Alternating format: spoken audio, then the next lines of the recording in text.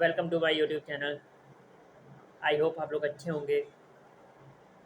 तो आज हम शुरू करेंगे making of the constitution. Making of the constitution कि हमारा संविधान कैसे बना, कैसे इवॉल्व हुआ। आज जो हमारा संविधान है वो कैसे आया, उसमें क्या क्या प्रोविज़न है, उसकी उसके फीचर क्या हैं, वो इतना वर्ल्ड का लेंथिएस्ट डॉक्यूमेंट क्यों है। तो वही सब आज हम देखेंगे। तो चलिए शुरू करते हैं।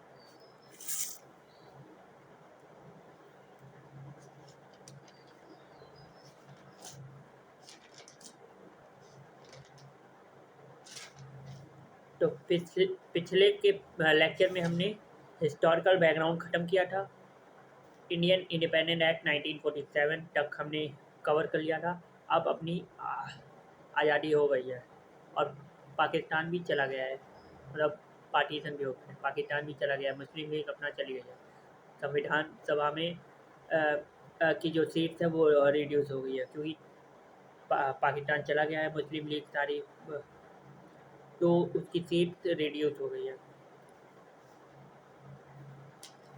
ये संविधान सभा क्या है ये सब आएगा, अभी चिंता मत करो आएगा। तो ये आखिर संविधान सभा कॉन्स्टिट्यूएंट असेंबली जिसे बोला जाता है, तो इसका आइडिया सबसे पहले किसके बात दिमाग में आया था कि हाँ, हमारे देश के लोगों के लिए, भारत के लोगों के लिए एक संविधान सभा होनी चाहिए जो कि एक प्यारा संविधान लिखे। ये सबसे पहले ये विचार किसके दिमाग में आया? तो उस इंसान का नाम है एम एन रॉय। 1934 की बात है। 1934 M N Roy communist party के वो थे, लीडर थे। उन्होंने डिमांड रखी फॉर अ कॉन्स्टिट्यूएंट असेंबली कि एक संविधान सभा होनी चाहिए। फिर 1935, एक साल बाद 35 में आईएनसी ने ऑफिशियल डिमांड रख दी, official demand to have a constituent assembly for India. फिर 1938 जवाहरलाल नेहरू ने डिक्लेरेशन कर दिया, सब constitution of India shall be made by a constituent assembly which is elected by Indian on behalf of Indian National Congress. तो जवाहरलाल नेहरू ने official declaration कर दिया। पहले ऑफिशियल डिमांड रख दी इंडियन नेशनल कांग्रेस ने, और फिर जवाहरलाल नेहरू ने ऑफिशियल डिक्लेरेशन कर दिया कि हाँ, इंडियंस भारतीयों भारतीयों के द्वारा इलेक्ट होके लोग संविधान सभा में बैठेंगे और भारत के लिए एक प्यारा संविधान लिखेंगे। आई you get it? 19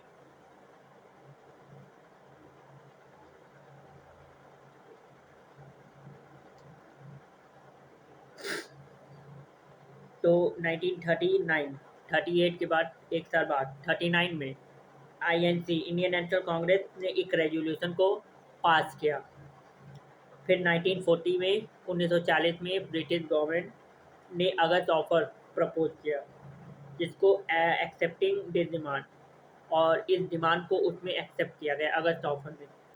1942 sir Stafford Cripps propose that of world war two के बाद एक प्रपोजल आता है, propose that after world war two there will be an independent constitution framing.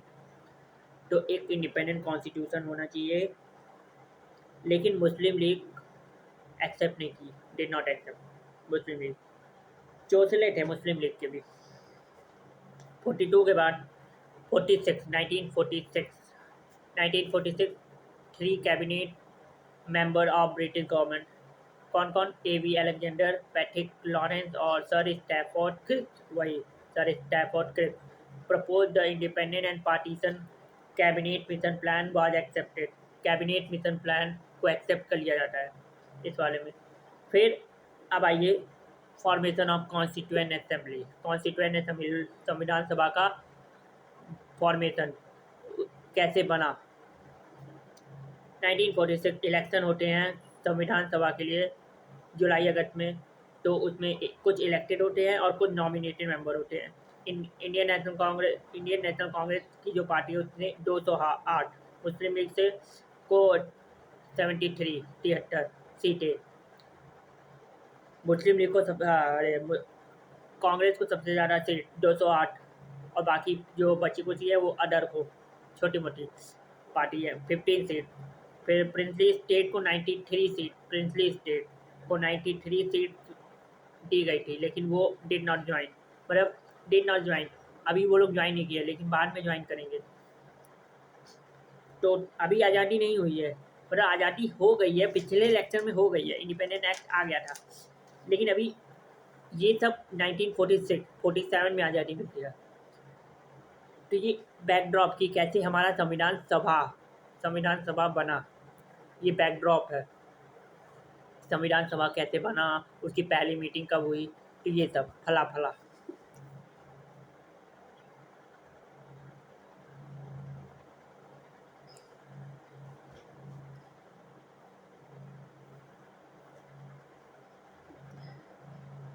Total strength of the संविधान सभा कॉन्स्टिट्यूएंट असेंबली की total strength 389 member थी, लेकिन जब पार्टीशन हो जाता है, मुस्लिम लीग चली जाती है, सारे मुस्लिम चले जाते हैं, मुस्लिम लीग अपना पाकिस्तान में चली जाती है, तो रिड्यूस हो जाती है।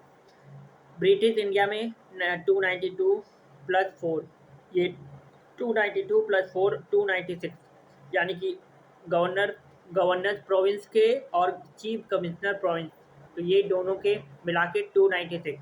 प्रिंसली स्टेट 93 सीट्स बोला था, 93। Members of Constituent Assembly were elected by members of Provincial Legislative Assembly. Provincial Legislative Assembly के जो मेंबर थे उनके द्वारा इलेक्ट हुआ था कॉन्स्टिट्यूएंट असेंबली के मेंबर, यानी कि डायरेक्ट लोगों ने वोट नहीं था संविधान सभा के लिए। प्रोविंशियल लेजिस्लेटिव असेंबली के द्वारा मेंबर आए थे कॉन्स्टिट्यूएंट असेंबली में by A system of proportional representation through single transferable vote. Members were in proportion to India's population at that time. One seat per 1 million population. 1 million population पर एक seat पर 1 million population, यानी कि एक seat 1 million population को represent. 1 million यानी कि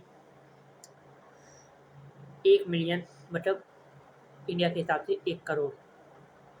एक सीट 1 करोड़ पॉपुलेशन को रिप्रेजेंट कर रही थी। मैंने कहा ना मेरी मैथ थोड़ी कमज़ोर है, तो अगर ये गलत भी है तो थोड़ा आप लोग गूगल करके देख लीजिएगा, गूगल करके।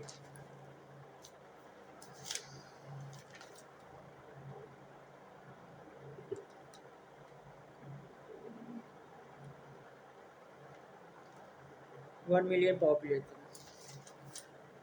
छठा पॉइंट अभी फॉर्मेशन ऑफ कॉन्स्टिट्यूएंट असेंबली, जिसमें से ये 5 पॉइंट थे, अभी 6 point. So Constituent Assembly was a body which was partly elected and partly nominated. तो संविधान सभा एक ऐसी बॉडी थी जिसमें कुछ तो इलेक्टेड मेंबर थे और कुछ पार्टली मतलब कुछ नॉमिनेटेड मेंबर थे। नॉमिनेट करके आए थे। जैसे प्रिंसली स्टेट के जो रूलर हैं वो अपनी स्टेट से, अपनी कॉन्स्टिट्यूंसी, अपनी एक क्षेत्र पर, अपने एरिया से एक बंदे को संविधान सभा में भेजेंगे कि जाओ देखो क्या हो रहा है। It had members from all sections of society, Hindus, Muslims, Sikh, Anglo-Indians, Indian Christians, Parsi, depressed classes, even women भी थी from all above sections। तो ये था, संविधान सभा बन गई, इलेक्शन हो गए। अब working of the constituent assembly, संविधान सभा का काम, वर्किंग क्या थी।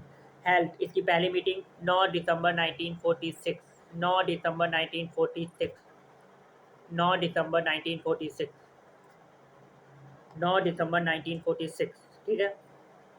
Doctor Sachchidananda Sinha ji was elected at the head और चेयर या टेम्परेरी प्रेसिडेंट बोल लो, संविधान सभा के बनाए गए, क्योंकि वो सबसे मोस्ट सीनियर थे, तो उनको टेम्परेरी बनाया गया। फिर उसके बाद अभी और ये French practice to appoint eldest as president.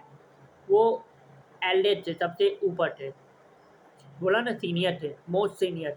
तो उनको कहा गया अब भाई सीनियर हैं, बना देते हैं, बड़े बुजुर्ग हैं। डॉक्टर राजेंद्र, फिर थर्ड पॉइंट में डॉक्टर राजेंद्र प्रसाद को permanent president of constituent assembly elect कर दिया गया। फिर एस सी मुखर्जी को elect as vice president, S C Mukherjee ji को। फिर वी टी कृष्णामचारी को सेकेंड वाइस प्रेसिडेंट इलेक्ट किया गया। 13 nineteen 46 objective resolution put forward by Nehru ji. 22 January 1947 this objective resolution was passed unanimously by constituent assembly. तो 22 जनवरी 1947 को objective resolution को पास कर दिया गया। और 13 दिसंबर 1946 को नेहरू जी ने ऑब्जेक्टिव रिजोल्यूशन को लाया था कॉन्स्टिट्यूएंट असेंबली में, संविधान सभा में। ऑब्जेक्टिव रिजोल्यूशन क्या है अभी आएगा, चिंता मत करो अभी। और ऑब्जेक्टिव रिजोल्यूशन इसके नाम में हिसाब से है, ऑब्जेक्टिव रिजोल्यूशन। ऑब्जेक्टिव मतलब संविधान का ऑब्जेक्टिव क्या है, संविधान सभा का ऑब्जेक्टिव क्या है, उसका एक रिजोल्यूशन है, एक पुनिंदा है रेजोल्यूशन। तो संविधान का पर्पज, ऑब्जेक्टिव, उद्देश्य, एम क्या है, तो इसके नाम में ही सब कुछ है, इसके नाम में ही सब कुछ है। तो ऑब्जेक्टिव रिजोल्यूशन नाम पढ़ते ही समझ में आ रहा है। इसमें सोचना क्या कि ऑब्जेक्टिव रिजोल्यूशन,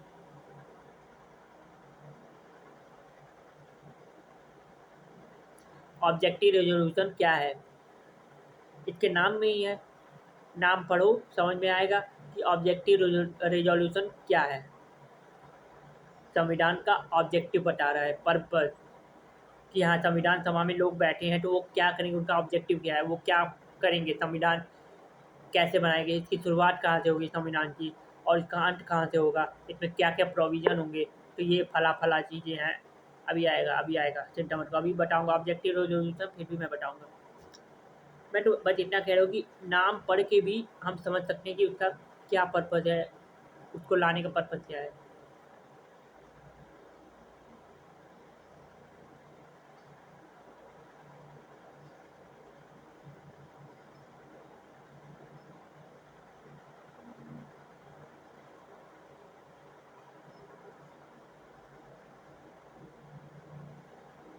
28 अप्रैल 1947, 28 अप्रैल 1947 से 6 प्रिंसली स्टेट धीरे धीरे ज्वाइन होते हैं, 6 प्रिंसली स्टेट ज्वाइन होते हैं। फिर 3 जून 1947 माउंट बैटन प्लान आता है। 3 जून 1947 माउंट बैटन प्लान, मुस्लिम लीग के मेंबर अपनी सीट पे आके बैठते हैं संविधान सभा में कि हाँ देखते हैं क्या कर रहे हैं। तो Mountbatten plan, 15 August 1947 Indian independent occurred due to Indian independent act, Muslim league members left. मतलब इंडिपेंडेंट एक्ट आते ही, मतलब इंडिया के इंडिपेंडेंट होते ही पाकिस्तान भी आज़ाद हो जाता है, तो मुस्लिम लीग चली जाती है अपने देश, अपने वतन।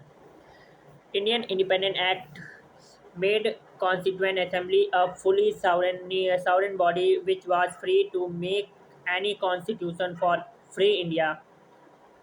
अब इंडियन इंडिपेंडेंट एक्ट जो आया था, जो पिछली क्लास में मैंने बताया था, इंडियन इंडिपेंडेंट एक्ट 1947, वो एक सावरन बॉडी हो गई, पर उसने संविधान सभा, कॉन्स्टिट्यूएंट असेंबली को एक सावरन बॉडी बना दिया,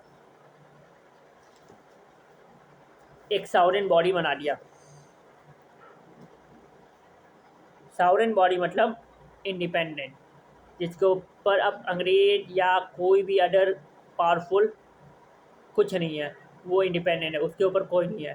संविधान सभा अब अपने भारत के लोगों के लिए स्वतंत्र रूप से एक संविधान लिख सकती है, एक संविधान बना सकती है। सावरन मतलब ये अभी आएगा, प्रियम्बल में ये सब आएगा, ऑब्जेक्टिव रेजोल्यूशन में भी आएगा, है सावरनिटी, सावरन वर्ड अभी आएगा। इंटरनल सावरनिटी होती है, एक्सटर्नल सावरनिटी, सब आएगा। सीक्वेंस मैंने बोला ना, एक लय में चलेंगे, एक लय बना के चलेंगे। लय मतलब सीक्वेंस, पहले हिस्टोरिकल बैकग्राउंड चल रहा था जिसमें कंपनी रूल, क्राउन रूल, अब making of the constitution, constitution कैसे बना।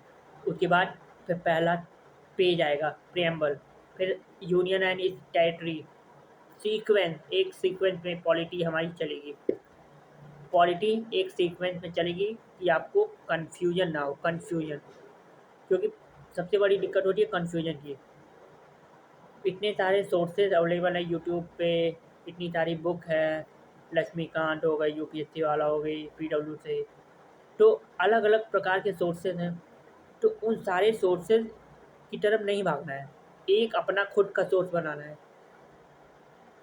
जो जेन्युइन है वही पढ़ा रहा हूँ, ये इनफ है, ये इनफ है, ये जो मैं पढ़ा रहा हूँ, इसके ऊपर कुछ नहीं और ना इसके नीचे, ये पर्याप्त है। चाहे वो 12th का बच्चा हो, चाहे वो कोई तैयारी कर रहा हो, चाहे वो ग्रेजुएशन में ही क्यों ना हो, तो ये इनफ है। ये पूरा जो संविधान का बनने का प्रोसेस और इसके पीछे का जो बैकग्राउंड है, ये सब, इसके ऊपर कुछ नहीं, इसके बियॉन्ड कुछ नहीं, यही है। एक सिंगल सोर्स होना चाहिए, one single source to rule the entire subject, ये फॉर्मूला याद रखना। One single source, one single source to rule the entire subject, entire subject, मतलब एक पूरे सब्जेक्ट पे आप एक सिंगल सोर्स की वजह से रूल कर सकते हैं, मतलब उसके मास्टर बन सकते हैं। एक single source, one single source to rule the entire subject. उसके लिए कहीं अलग अलग सोर्सेज में, सोर्सेज तो अब लोगों के पास फ़ोन है, यूट्यूब है, गूगल है, इतने सारे सोर्सेज हो गए हैं, लोग इधर उधर भागने लगते हैं। तो एक सिंगल सोर्स बनाइए और उसी को फॉलो करिए। ऐसे अलग अलग भागने की ज़रूरत नहीं है, अलग अलग भागेंगे तो कन्फ्यूजन ही कन्फ्यूजन होगी। कोई ये कहेगा, किसी का माइंडसेट ये है, किसी का माइंडसेट ये है, वो अपने अपने हिसाब से इंडिपेंडेंट को पढ़ेगा। एक सोर्स होना चाहिए। आज़ादी सबको मिली है 1947 को, पूरे भारत को जितने भी लोग हैं, 1947 को जितने भी लोग उस समय थे, सबको आज़ादी मिली है और आज हम आज़ादी पढ़ रहे हैं। तो वो चेंज, ये सब हिस्ट्री का पार्ट है। संविधान आज जो है वो कैसे बना वो पढ़ रहे हैं, मेकिंग ऑफ द कॉन्स्टिट्यूशन, ये हिस्ट्री का पार्ट है। पॉलिटी में हम हिस्ट्री को पढ़ रहे हैं, तो ये हिस्ट्री कभी चेंज नहीं होती। एक बार हिस्ट्री हो गई, हिस्ट्री कभी चेंज नहीं होती, हिस्ट्री हिस्ट्री रहती है। तो ये संविधान बन चुका है, संविधान सभा के जितने मेंबर हैं उन्होंने बनाया और वो बना के अपना चले गए।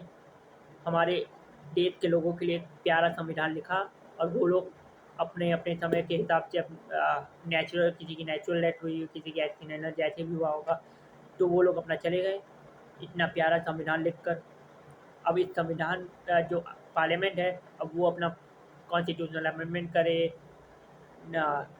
जो भी प्रोविज़न लाने हैं, लॉ लाने हैं, एक्ट लाने हैं, जो भी करना है वो पार्लियामेंट का काम है। आर्टिकल 368 पार्लियामेंट को पावर देता है। तो मेरा काम है पढ़ाना, ये फार्मूला हमेशा याद रखना। One single source to rule the entire subject, one single source to rule the entire subject. एक सिंगल सोर्स, एक सिंगल सोर्स, जैसे कि ये मैंने एक सिंगल सोर्स बनाया, ये मेरी नोट्स है, और यही एक सिंगल सोर्स पूरे सब्जेक्ट पे रूल करेगी, पूरे सब्जेक्ट पे। अब इसके बियॉन्ड और इसके आगे, इसके बियॉन्ड और इसके आगे कुछ नहीं, बस यही है जो मुझे आगे पहुंचाएगी।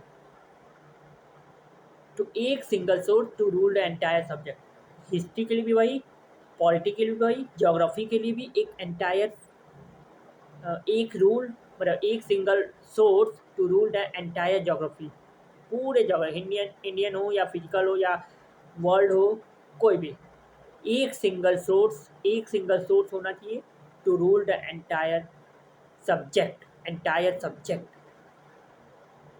एंटायर सब्जेक्ट बोला तो सब्जेक्ट में, ज्योग्राफी में सारे, फिजिकल, ह्यूमन, इंडियन, वर्ल्ड सब आ जाएगा। और साइंस एंड टेक्नोलॉजी अगर है यूपीएससी के प्रिपरेशन में, साइंस एंड टेक के लिए भी वही एक देखो, आज तक साइंस एंड टेक की कोई बुक नहीं हुई है, कोई बुक नहीं है। अपना गूगल से, इंटरनेट से, इसरो ने क्या क्या फ्यूचर मिशन है, ये सब कुछ आपको इंटरनेट पे मिल जाएगा। एक कॉपी बनाइए, एक सिंगल सोर्स बनाइए to rule the entire science and tech. ये यूपीएससी वाले बच्चों के लिए मैं बता रहा हूँ, एक single source to rule the entire subject.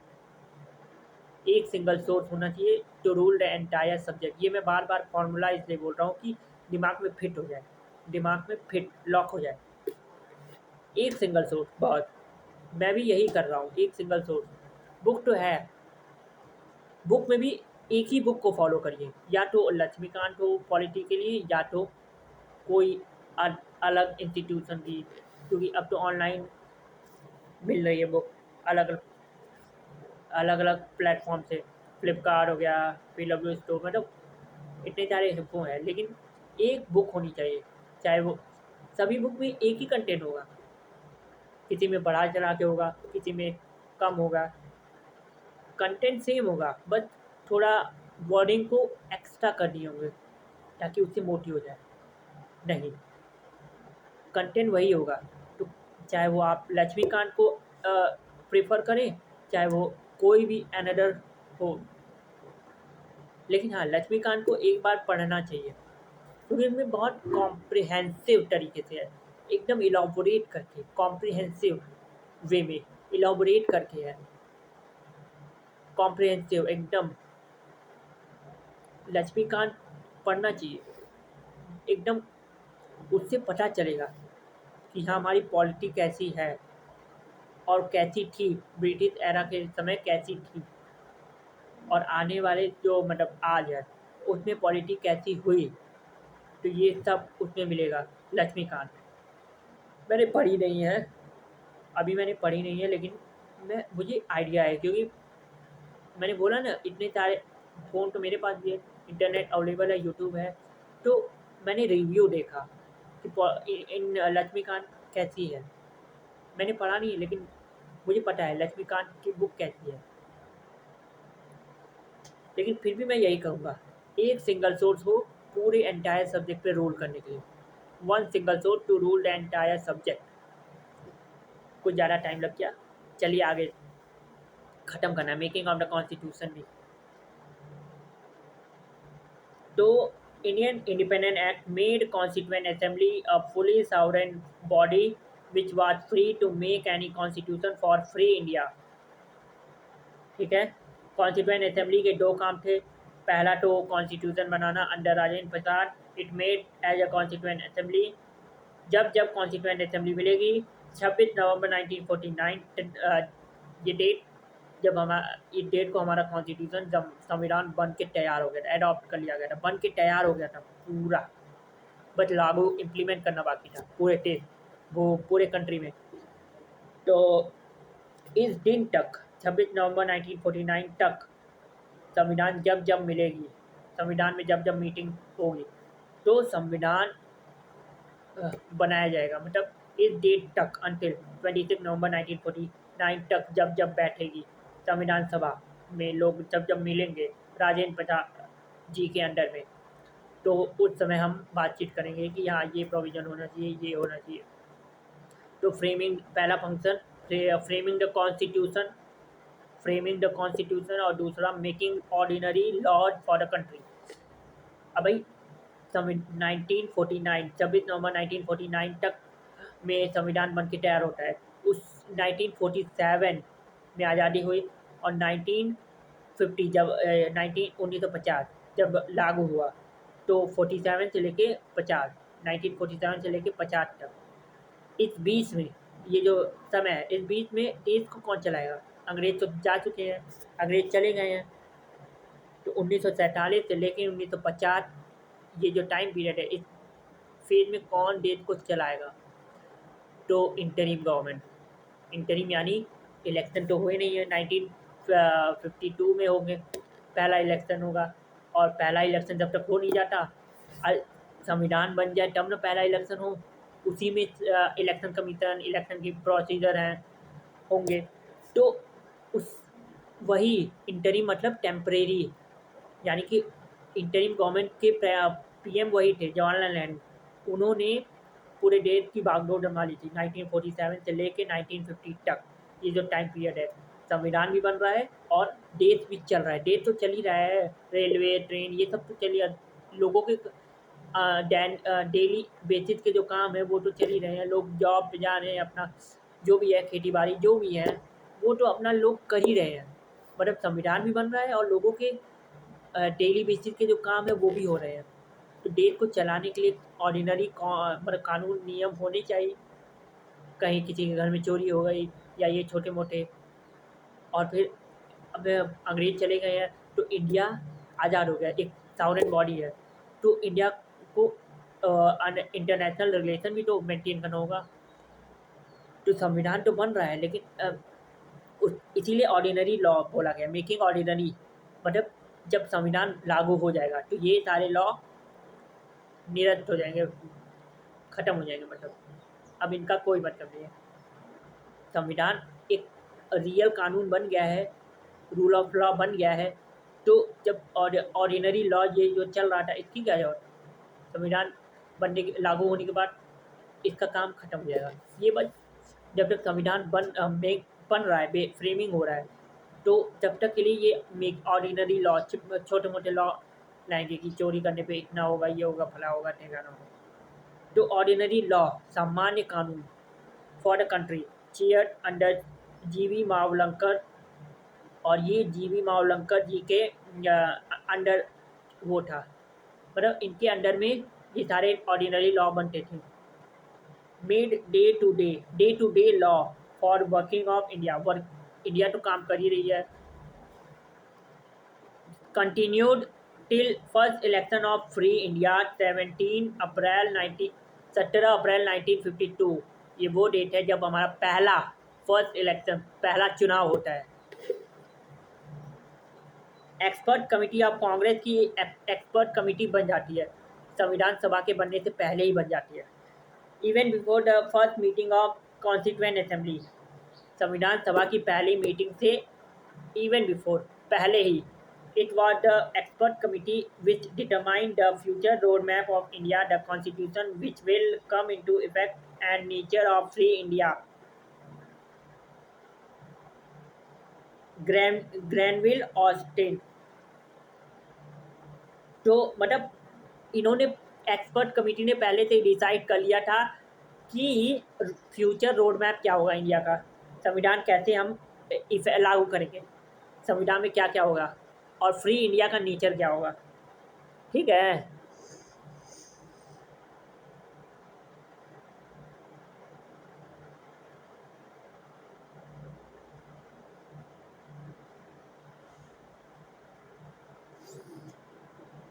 Free India का नेचर क्या होगा।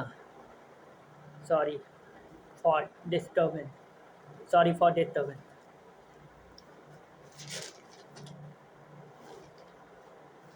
This committee prepared material for Samvidhan सभा।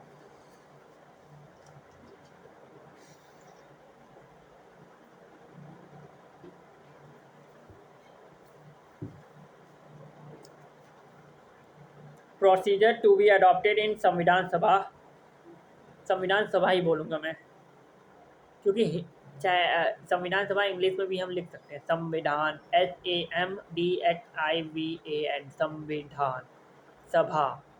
जैसे लोकसभा हम नहीं इंग्लिश में लिखते हैं सभा,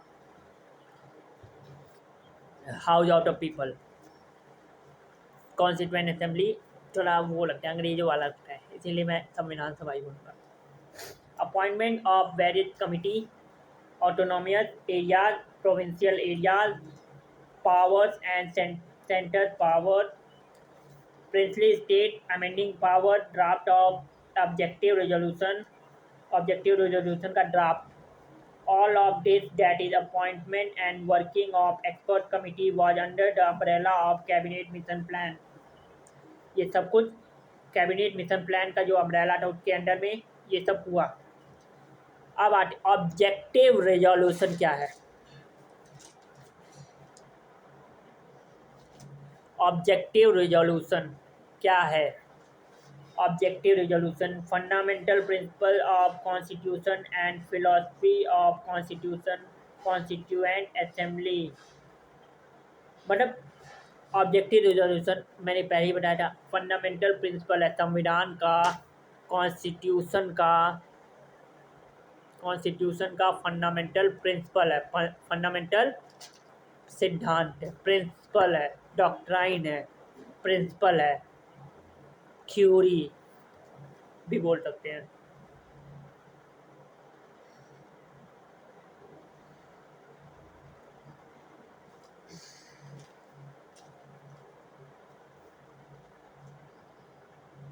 और संविधान की फिलॉसफी, उसका विजन, उसकी फिलॉसफी, संविधान का विजन, उसकी फिलॉसफी क्या है, तो ऑब्जेक्टिव रिजोल्यूशन इसकी बात करता है।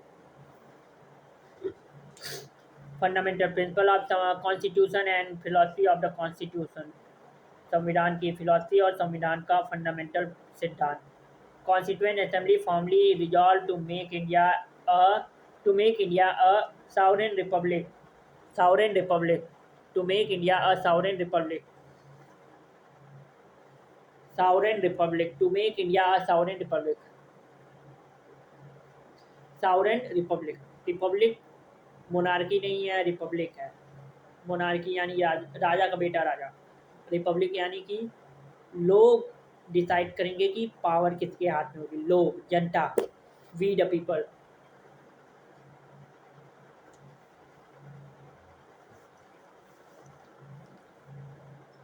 यानी कि कौन सी पॉलिटिकल पार्टी पावर में आएगी ये जनता डिसाइड करेगी। जनता के मतलब जनता के representative,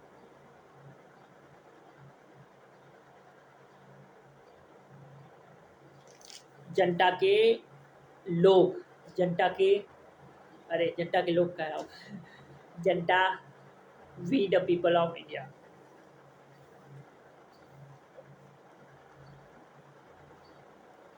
Constituent Assembly formally resolved to make India a sovereign republic and sovereign republic, sovereign यानी कि इंडिया के ऊपर अंग्रेज अब चले गए हैं, कोई नहीं है, अब इंडिया सॉवरेन है, एक इंडिपेंडेंट बॉडी है। इंडिया अपना डिसीजन खुद ले सकता है, उसमें किसी एक्सटर्नल पावर का इंटरफेरेंस नहीं चाहिए, दखल नहीं चाहिए। It can draw up for India any constitution which it wants for its future governance. India shall be a sovereign independent union। British province हो गए, टेरिटरी ऑफ प्रिंसली स्टेट्स हो गए, और territory willing to join India, ये सारे territory आएंगे। तो जो सॉवरेन इंडिपेंडेंट यूनियन है इंडिया का, उसमें ये तीनों आएंगे, princely British province, princely states, और वो टेरिटरी जो इच्छुक हैं इंडिया में स्वतंत्र रूप से ज्वाइन होने के लिए। British province directly control by britisher, princely state paramountcy of princely ruler, princely ruler पे पैरामाउंसी थी किसकी, ब्रिटिशर की। यानी कि हफ्ता अगर नहीं पहुंचाएंगे तो गया, कहानी गया। हफ्ता पहुंचाना बहुत ज़रूरी था, हफ्ता नहीं पहुंचाएंगे तो भैया टाटा बाय बाय, अब हम रूल करेंगे तुम्हारे एरिया पे, उसी समय हटा दिया होता है। क्योंकि ब्रिटिशर्स उस समय पावरफुल थे, प्रिंसली रूलर से भी पावरफुल थे, प्रिंसली रूलर से भी ज़्यादा पावरफुल थे थे थे थे थे थे थे थे थे थे थे थे थे थे थे थे थे।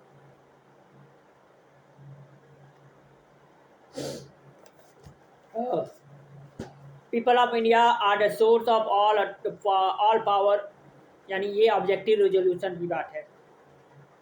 सारी पावर, सारी अथॉरिटी का जो स्रोत है, सोर्स है, कौन है, people of India, people of India, we the people of India. Preamble की पहली लाइन, प्रेम्बल, ये ऑब्जेक्टिव रिजोल्यूशन आगे चल के हमारा प्रेम्बल बनता है। ये ऑब्जेक्टिव रिजोल्यूशन आया था पहले, लेकिन प्रेम्बल पूरा संविधान लिखने के बाद आया। यानी कि पहले ऑब्जेक्टिव रिजोल्यूशन आया, फिर संविधान बना, फिर संविधान बनने के बाद प्रेम्बल आया। यानी कि ऑब्जेक्टिव रिजोल्यूशन आया यहाँ कैसे संविधान बनेगा, यानी कि ऑब्जेक्टिव रिजोल्यूशन और प्रियम्बल के बीच में पूरा होल संविधान है, यानी कि पूरे होल संविधान का एक सार पूरे एक पेज पे है, और वो पेज है प्रियम्बल। और जब कोई चीज़ हम आगे फ्यूचर में करने वाले रहते हैं, संविधान सभा की पहली मीटिंग की, तो जवाहरलाल नेहरू ने ऑब्जेक्टिव रिजोल्यूशन लाया था।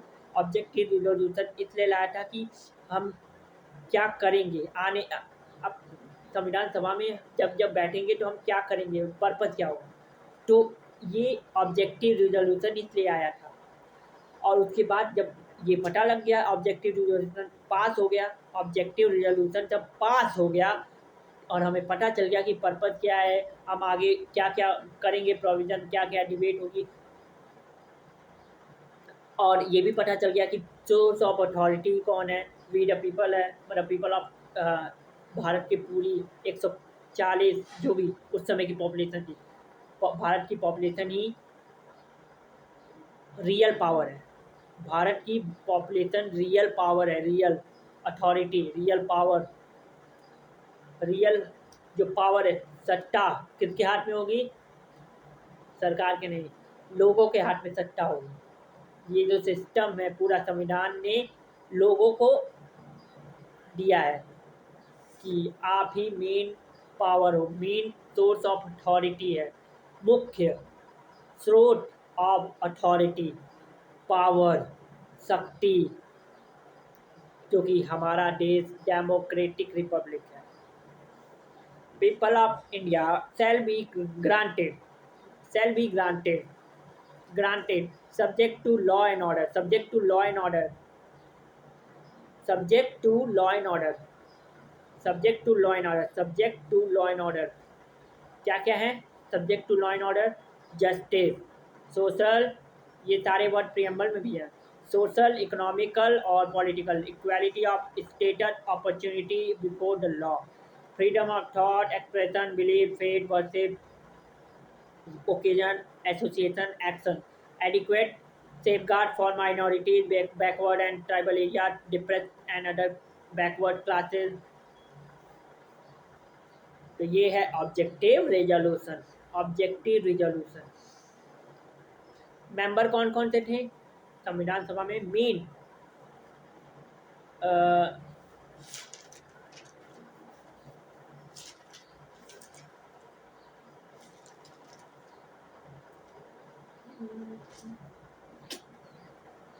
जवाहरलाल नेहरू चेयरमैन थे, एम आसफ अली, के एम मुंशी, एन गोपालास्वामी अयंकर, के टी शाह, डॉक्टर गाडगिल और हुमायूं कबीर, के Santhanam, later on Krishna Kripalani was co-opted as member and governor of the committee.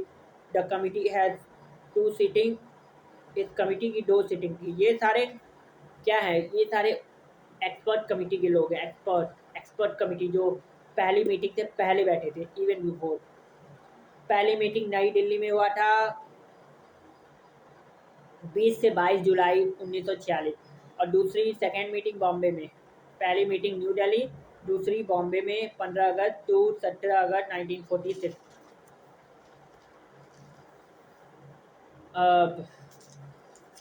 We will maintain the integrity of territory of our nation, land, sea, air, in the just manner, and according to the laws of civilized nation. Civilized nation.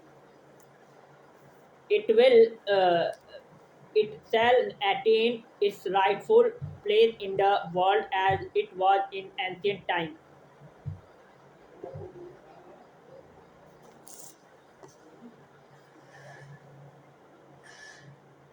हाँ, मैं कहा था India shall attain its rightful place in the world as, जैसा कि it was in ancient time, पुराने समय में जैसी इंडिया को सोने की चिड़िया बोला जाता था, गोल्डन बर्ड, सोने की चिड़िया, वो जो राइटफुल, वो रिस्पेक्टफुल जो स्थान है, प्लेस है, वो हमें वापस से अटेन करना है जो पहले एंशियंट टाइम में था। क्योंकि अंग्रेज के आने के बाद अंग्रेज ने इतना लूटा कि हम गरीब हो गए, तो वो राइटफुल, वो ये सब ऑब्जेक्टिव रिजोल्यूशन में है कि वो जो रिसोर्सफुल, लोग रिसोर्सफुल भी बोलते रहे कि इंडिया के पास बहुत रिसोर्स है, रिसोर्सफुल नेशन है, रिसोर्सफुल देश है। तो वो सोने की चिड़िया जो बोला जाता था, वो सोने की चिड़िया, गोल्डन बर्ड, वो हमें वापस से अटेन करना है। Rightful place in the world, पूरे वर्ल्ड में जो एक राइटफुल या respectful as it was in ancient time, and India shall contribute towards global peace and welfare of mankind. ये थोड़ा वेयर इन द, ये लाइन में बहुत सारे लीगल टर्म है, क्योंकि ये लाइन एग्जैक्ट वही लाइन है जो उस समय जवाहरलाल नेहरू ने बोली थी। ये जवाहरलाल नेहरू की, इसका मीनिंग मैं यहाँ लिखा हूँ, अभी बताऊँगा। Where in the said territories, whether with their present boundaries on or with such others as may be determined by the Samvidhan Sabha and thereafter according to the law of the constitution, यानी कि संविधान का जो कानून आएगा, लागू होगा 26 जनवरी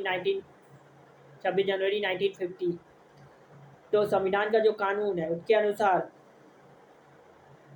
thereafter according to the law of the constitution, संविधान का जो लॉ है, कानून है, उसके अनुसार होगा thereafter, इसके बाद, यानी कि wherein the said territories, whether with their present boundaries on or with such other as may be determined by the Constituent Assembly and thereafter according to the law of the Samvidhan shall possess and retain the status of autonomous units together with residuary powers and exercise all powers and functions of government and administration save and except such powers and functions as are vested in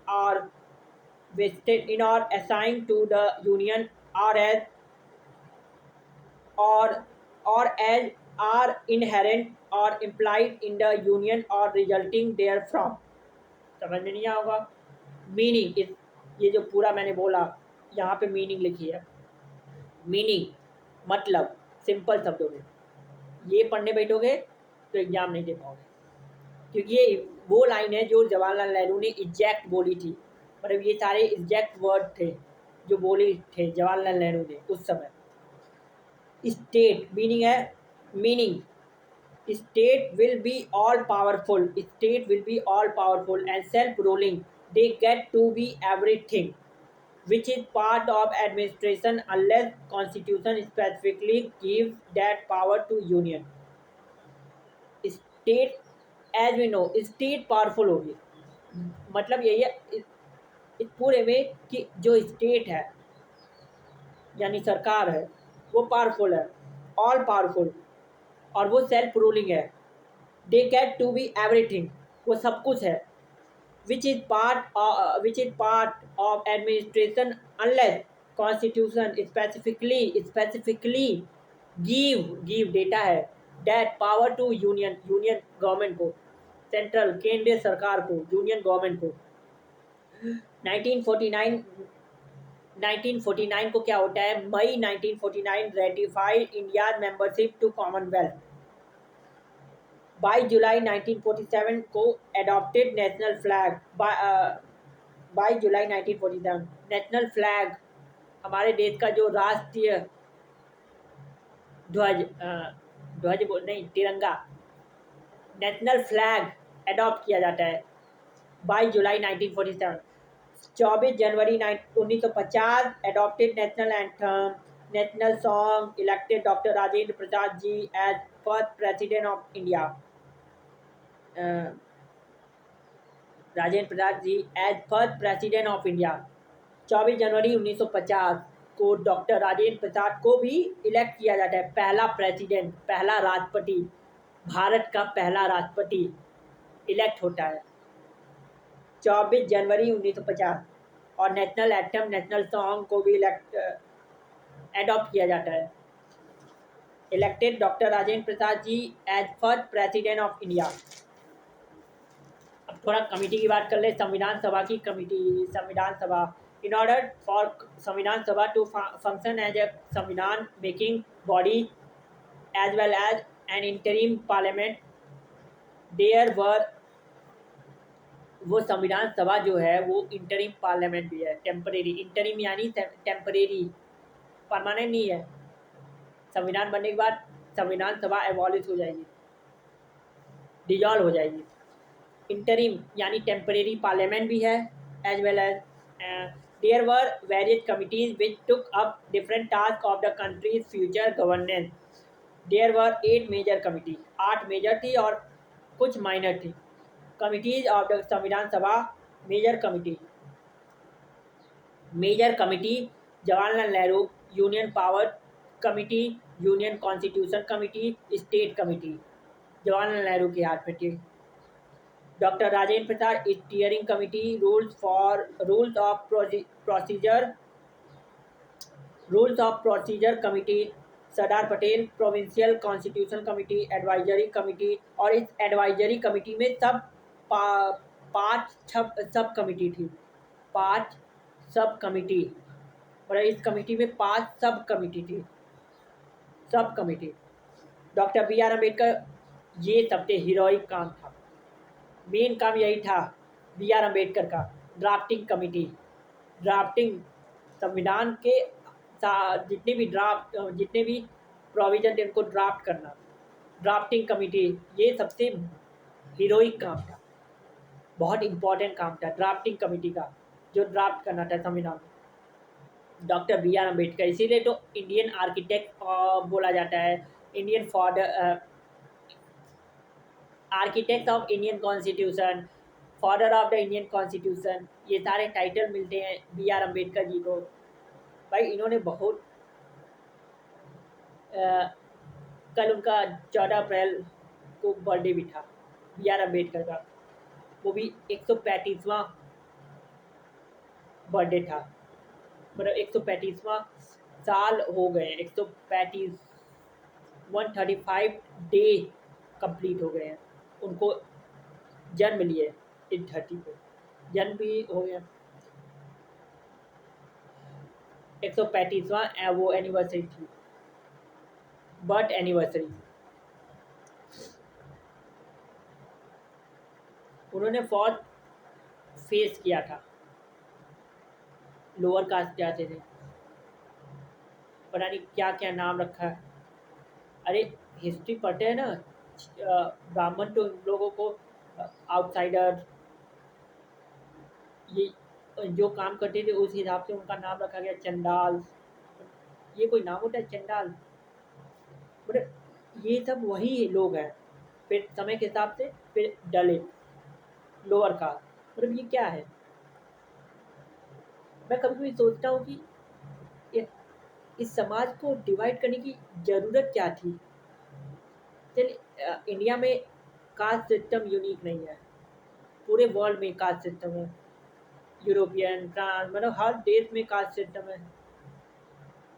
लेकिन क्या ज़रूरत है इंसानों को ये धर्म, जात, इन सब के बेसिस पे डिवाइड करने की, क्या ज़रूरत है डिवाइड करने की, क्या ज़रूरत है? बट मुझे इसका जवाब चाहिए, क्या ज़रूरत थी इन लोगों को डिवाइड करने की? आप भी इंसान हैं, आपकी भी 2 आँख हैं, मेरी भी 2 आँख हैं, 2 हाथ, नाक, चेहरा, खून भी सबका, हीमोग्लोबिन सबके अंदर है, सब कुछ सेम है। मेडिकल ट्रीटमेंट अगर करवाएं पूरे बॉडी का, तो सब कुछ सेम निकलेगा। जितने भी चाहे वो मुस्लिम हो, चाहे वो कोई भी यादव हो, कोई भी लोअर कास्ट हो, सबके पास सेम है, 2 हाथ, 2 पैर, सब कुछ सेम है। उसके बाद भी डिस्क्रिमिनेशन करना है कि ये लोअर कास्ट है, इससे हम वो हो जाएंगे, अछूत हो जाएंगे, गंदे हो जाएंगे, इम्प्योर हो जाएंगे, पॉल्यूटेड हो जाएंगे हम। मतलब ये क्या, ये कौन सा लॉजिक है कि हम पॉल्यूटेड, गंदे हो जाएंगे? जब भी ये जब मैं पढ़ रहा था ना 11th में, मैंने लिया था आर्ट सब्जेक्ट, ये सब पढ़ने के बाद ना क्वेश्चन तो दिमाग में आता ही है। ये क्वेश्चन बी आर अम्बेडकर ने भी अपनी माँ से पूछा था, अपनी माँ से, कि हमें जातियों में कितने बांटा। तो वही बात मैं भी पूछता हूँ, हमें जातियों में कितने बांटा, मेन कारक कौन है? भगवान ने तो बांटा नहीं, जो भगवान भगवान कहते हैं। भगवान ने तो सबको इंसान बना के भेजा। तो वो कौन इंसान है? वो पहला इंसान मुझे मिल जाए जितने पूरे इंसान, जो ह्यूमन कम्युनिटी है, सबको जातियों में, कास्ट सिस्टम में बांटा है। वो इंसान मुझे मिल जाए बस, उस इंसान का नाम मुझे मिल जाए। हमारे कंट्री में तो ब्राह्मणों ने ये वर्ण सिस्टम इस्टेब्लिश किया। फिर जो लोग वर्ण में नहीं फिट होते थे उनको जाति बोल दिया, क्योंकि वर्ण फिक्स थे और जातियाँ कई सारी। क्या ज़रूरत थी ब्राह्मणों को ये वर्ण सिस्टम और ये जाति सिस्टम, कास्ट सिस्टम बनाने की? क्या ज़रूरत थी ब्राह्मणों को ये सब करने की?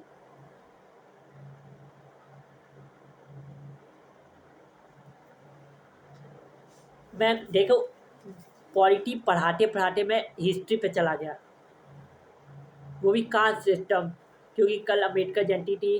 अम्बेडकर जी ने बहुत फेस किया था, उनको अलग से अपना वो क्या बोलते हैं, चटाई लेके जाना पड़ा, क्योंकि वो उन बच्चों में नहीं बैठ सकते थे और वो मटके को छू भी नहीं सकते थे। उनको प्यास लगती थी और अगर वो प्यून एब्सेंट हो गया है तो वो प्यासे रहते थे, मतलब दिन भर स्कूल में वो प्यासे रहते थे अगर वो प्यून नहीं आया है, क्योंकि मटके से पानी कैसे पी सकते हैं? कोई देख लेगा, "अरे बच्चे, मटके को कैसे हाथ लगाया?" अब मटके को वो करना पड़ेगा, शुद्ध करना पड़ेगा। मतलब ये उस समय का सिनेरियो था। और इस बच्चे ने, मतलब अम्बेडकर जी ने ठान लिया कि मैं इस जाति प्रथा को ख़त्म करूँगा। मैं एक ऐसी किताब लिखूँगा जिसमें सबको इक्वल राइट्स मिलेंगे, इक्वालिटी। उनका इनका प्रिंसिपल, इनका सिद्धांत एक ही था, इक्वालिटी।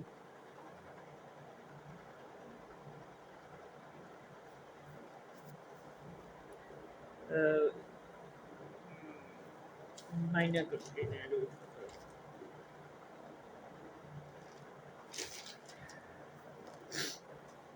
मेजर कमेटी के बाद एड ओ सब कमेटी की बात करते हैं। प्रोविंशियल, सरदार पटेल के हाथों में दो कमेटी थी, एक provincial legislative committee, provincial constitution committee, हाँ, और एक एडवाइजरी कमेटी, एडवाइजरी कमेटी के ऑन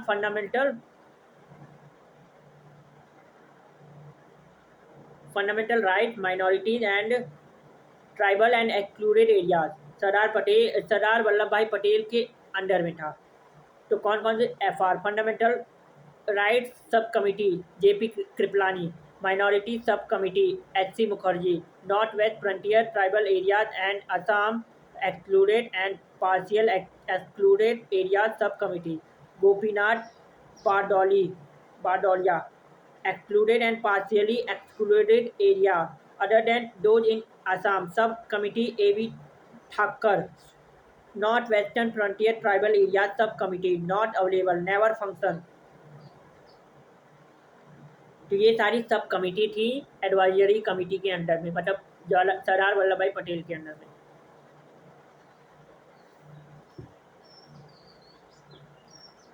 माइनर कमिटी में क्या थे? Minor, Nehru ji special committee to examine draft constitution, draft constitution को एग्जामिन करने के लिए स्पेशल कमिटी नेहरू जी के अंडर में थी। नेहरू जी मेन बंदे थे, नेहरू जी बहुत पढ़े लिखे भी थे, रिस्पेक्टेड पर्सन थे, उस बड़ा रिस्पेक्टेड लीडर थे उस समय के। तो भैया जी, जब भी हम आंसर लिखें तो जितने भी लीडर्स हैं, अम्बेडकर जी, सरदार पटेल जी, अम्बेडकर जी, नेहरू जी, ये सब बहुत रिस्पेक्टेड लोग थे, रिस्पेक्टेड लोग थे। Doctor Rajendra Prasad ji, finance and staff committee adhoc committee, adhoc committee मतलब temporary committee on national flag,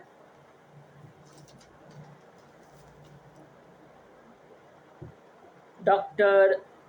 There were 8 major and rest minor committee of Samvidhan Sabha. They handle important tasks to be handled for the future governance as well as to help the drafting committee, Dr. Ambedkar ji. Drafting committee.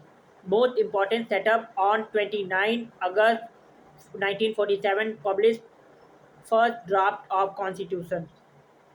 Publish किया गया पहला draft संविधान का इन फरवरी 1948। People of India were given, Bharat के लोगों को 8 महीने दिए गए कि आप लोग बताइए ये ड्राफ्ट कैसा है, टू डिस्कस करिए, प्रपोज इसमें क्या अमेंडमेंट कर सकते हैं, संशोधन। सेकेंड, उसके बाद second draft of constitution got publish in October 1948। October 1948 में सेकेंड ड्राफ्ट, दूसरा ड्राफ्ट को पब्लिश किया गया। Member doctor Ambedkar ji, chairman N Gopalaswami Ayyangar, A K Ayyar जी, के एम मुंशी जी।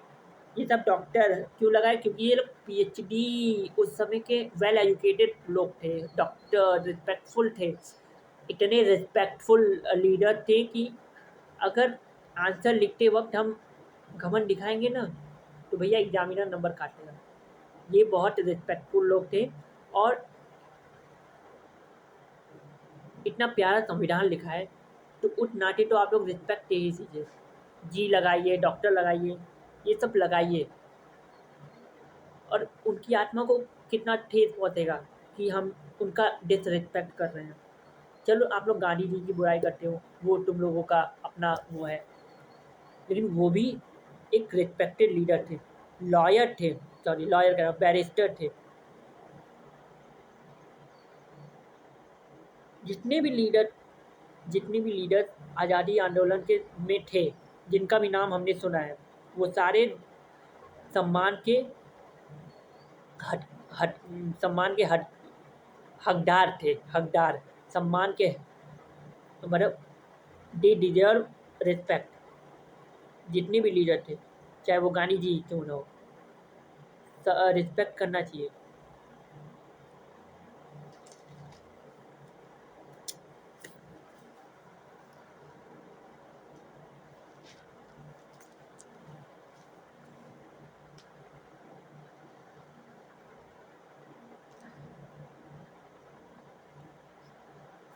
चार नवंबर 1948 final draft of constitution introduced by doctor Ambedkar जी।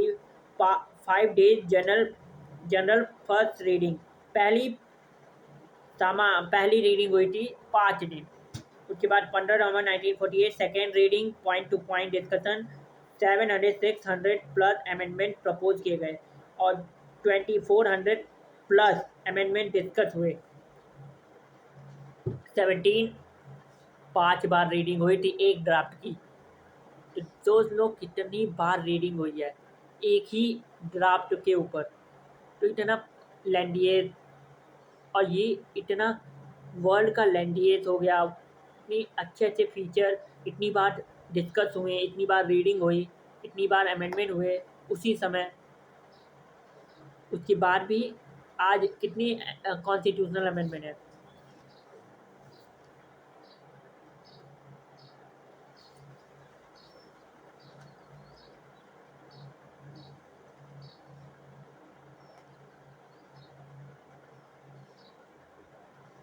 कोई दिक्कत नहीं है।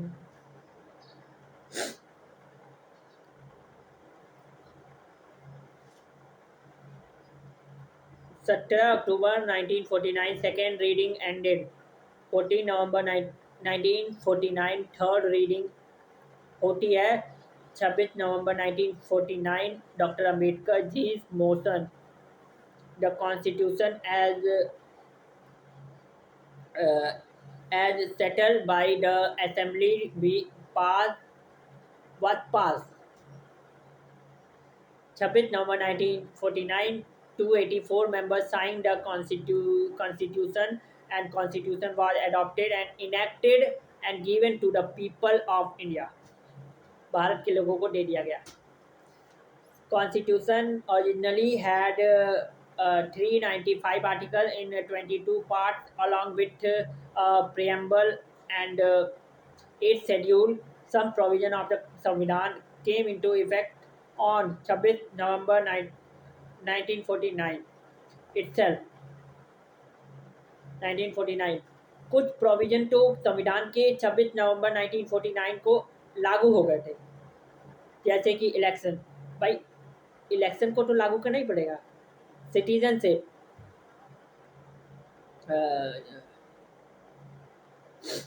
itself में इलेक्शन, सिटीजनशिप, प्रोविंशियल, प्रोविजनल, अच्छा प्रोविजनल पार्लियामेंट एक्सेट्रा, तो ये सब उसी समय 26 नवंबर 1949 को ही ये प्रोविजन आ गए थे कि हाँ इलेक्शन प्रोसीजर कैसे होना। इलेक्शन कमीशन, पहले फर्स्ट इलेक्शन कमीशन का नाम बताओ। पहले इलेक्शन कमीशन का नाम सुकुमार सेन, याद रखना। पहले election commission of India, India के पहले इलेक्शन कमीशन, इंडिया का पहला चुनाव आयोग कौन थे? सुकुमार सेन। सुकुमार सेन। और उनको क्या क्या प्रॉब्लम फेस करनी पड़ी ये आप बताएंगे पहले इलेक्शन को कंडक्ट कराने में, और 2 बार पोस्टपोन हुआ था। ये जब 12 का पार्ट है बच्चा, चिंता मत करो, मैं 12 पढ़ाऊंगा, 12 भी पढ़ाऊंगा कि पहला इलेक्शन में क्या क्या प्रॉब्लम थी।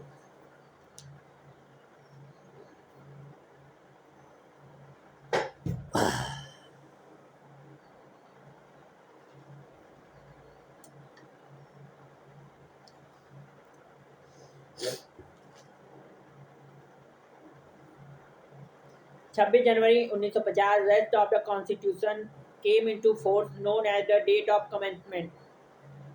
बाकी के उस दिन जब कमेंटमेंट का डेट ऑफ कमेंसमेंट मतलब लागू का दिन, implementation, enact 26 January 1950। As soon as Constitution's commencement began, Indian Independence Act 1947, Government of India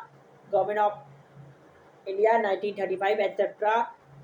were repealed along with amendment and enactment of these act.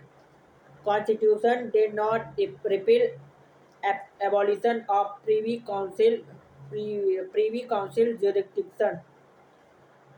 jurisdiction दायरा, jurisdiction मतलब दायरा, jurisdiction act passed by Constituent Assembly because this act itself abolished the crown jurisdiction of India's justice administration.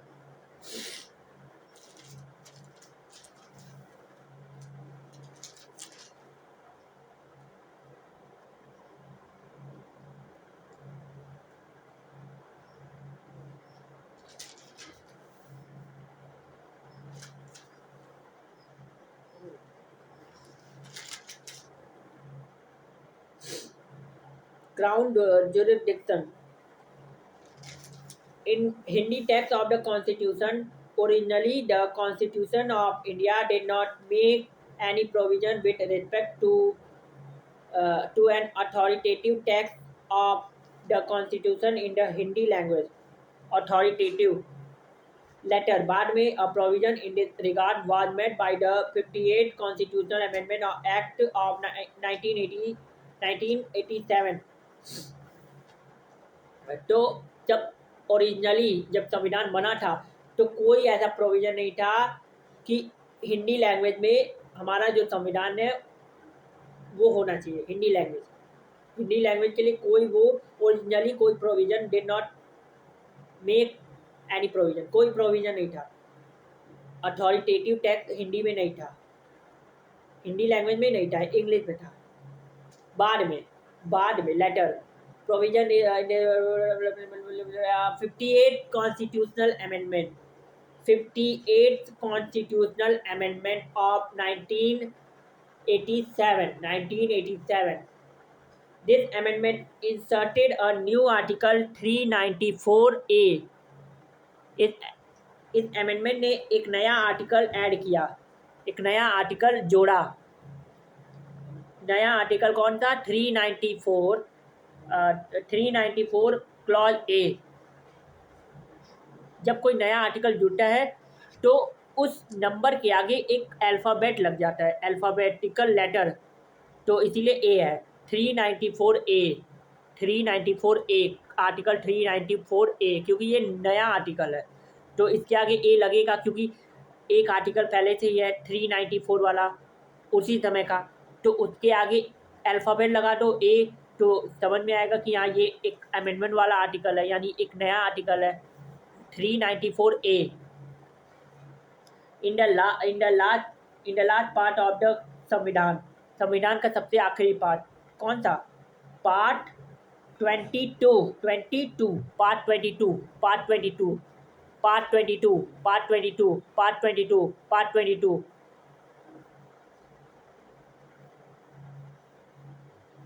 This Article 394A contains the following provision: the President shall cause to be published under his authority. It will be done in the name of President. The translation of the Constitution in Hindi language. The translation in Hindi of every amendment of the Constitution made in English. The translation of the Constitution and its every amendment published shall be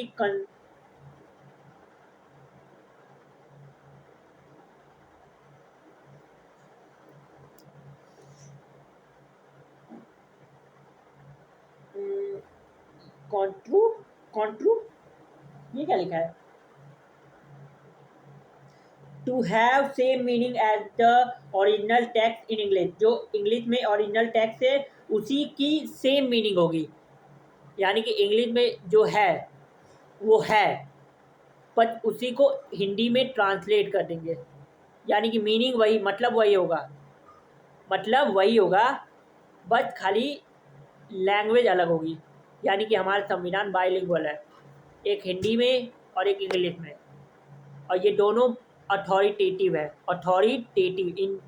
authoritative मतलब authority मिल गई दोनों language में, हिंदी और English, ये दोनों authoritative, authority मिल गई है, Hindi language को भी अथॉरिटी मिल गई, और इंग्लिश में जो टेक्स्ट है संविधान का, दो है ना संविधान, एक हिंदी में लिखा है एक इंग्लिश में, दोनों को अथॉरिटी मिल गई। अथॉरिटेटिव से मतलब अथॉरिटी मिल गई, अथॉरिटेटिव टैक्स यानी कि अथॉरिटी मिल गई दोनों टैक्स को, बाइलिंगुअल। वैसे तो 22 लैंग्वेज है, लेकिन उनमें से खाली 2 लैंग्वेज को अथॉरिटेटिव माना गया संविधान के लिए, हिंदी एंड इंग्लिश, यानी कि जो हिंदी में पढ़ना चाहे संविधान को वो हिंदी में पढ़े, जो इंग्लिश में पढ़ना चाहे वो इंग्लिश में पढ़ सकता है, उसका अधिकार है भाई, राइट्स है सबके पास फंडामेंटल, तो वो अपने अधिकार के हिसाब से पढ़ सकता है।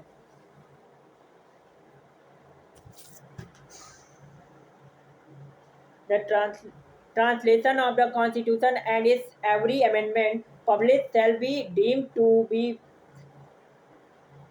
for all purposes its authoritative text in Hindi।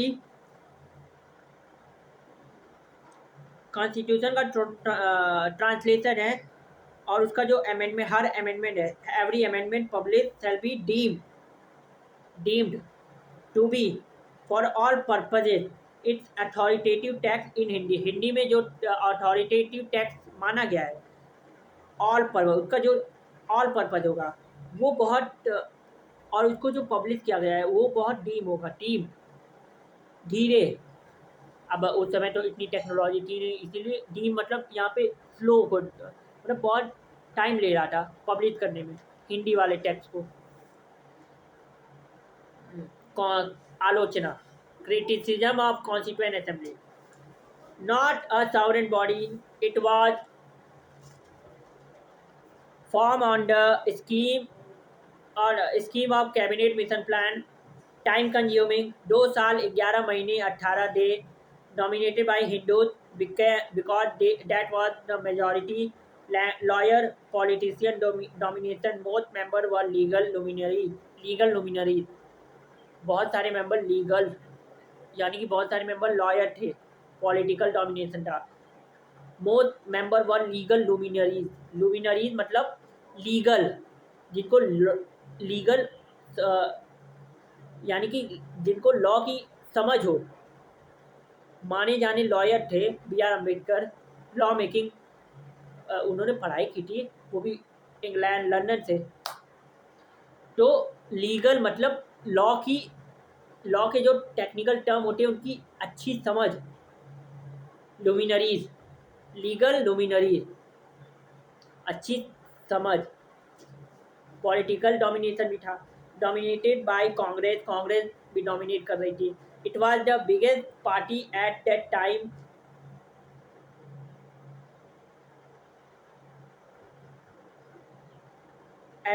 not a representative body, it was not directly elected by people of India। ये तो सही है, ये वाला क्रिटिसिज्म सही है कि पीपल ऑफ इंडिया ने डायरेक्टली वोट नहीं किया था, संविधान सभा के जितने मेंबर हैं डायरेक्टली वोट नहीं किया था, it was not directly elected by people of India. तो इसमें लोगों का रिप्रेजेंटेटिव है ही नहीं, डायरेक्टली इलेक्टेड है नहीं, तो लोगों का रिप्रेजेंटेटिव कहाँ है। लेकिन फिर भी ये लोगों के लिए ये संविधान है, ये भारत का संविधान है, फिर भी ये भारत के लोगों को पावर दिया है, फिर भी ये भारत के लोगों को अथॉरिटी मिली है, right to vote, right to vote, we the people of India, we the people of India, लोगों को पावर दिया है। भले इतना क्रिटिसिज्म है लेकिन फिर भी ये आलोचना के बाद भी हमारा देश का संविधान बहुत अच्छा है। टाइम कंज्यूमिंग तो है भाई, जब रिग्रेट डिबेट होगी, डिस्कशन होगा तो टाइम तो लगेगा भाई।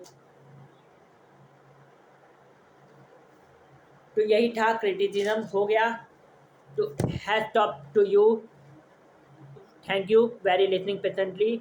फिर मिलेंगे एक नए लेक्चर के साथ। थैंक यू, जय हिंद, जय भारत।